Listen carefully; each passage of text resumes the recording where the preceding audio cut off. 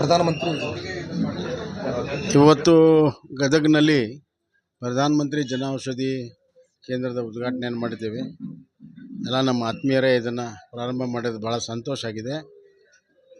ಪ್ರಧಾನಮಂತ್ರಿಗಳ ದೂರದೃಷ್ಟಿ ಕಡಬಡವರಿಗೂ ಕೂಡ ಔಷಧಿ ಅತ್ಯಂತ ಅಗ್ಗದ ದರದಲ್ಲಿ ಸಿಗಬೇಕು, ನಿಲುಕುವ ದರದಲ್ಲಿ ಸಿಗಬೇಕು ಅಂಥೇಳಿ ಕಳೆದ 2017ರಿಂದ ಜನೌಷಧಿ ಕೇಂದ್ರವನ್ನು ಮಾಡಿದ್ದಾರೆ. ಕರ್ನಾಟಕದಲ್ಲಿ 1,000ಕ್ಕಿಂತ ಹೆಚ್ಚು ಜನೌಷಧಿ ಕೇಂದ್ರಗಳು ಈಗಾಗಲೇ ಇದ್ದಾವೆ. ಈಗ ತಾನೇ ಒಂದು ಉದಾಹರಣೆಯನ್ನು ಹೇಳಿದರು. BP ಮಾತ್ರೆ ಹೊರಗಡೆ 50 ರೂಪಾಯಿ ಇದ್ದಿದ್ದು ಇಲ್ಲಿ 10 ರೂಪಾಯಿಗೆ ಮಾತ್ರ ಸಿಗ್ತಾ ಇದೆ ಅಂತ.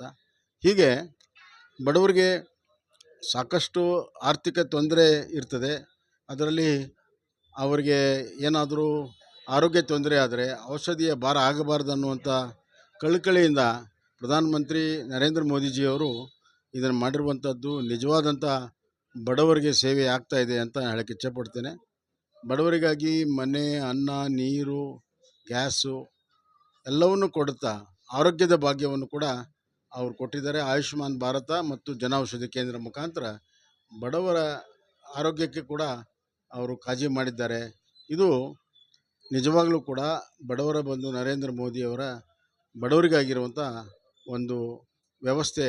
ಇವತ್ತು ನಮಗೆಲ್ಲರಿಗೂ ಕೂಡ ಇದನ್ನು ಉದ್ಘಾಟನೆ ಮಾಡಲು ಭಾಳ ಹರ್ಷ ಆಗಿದೆ.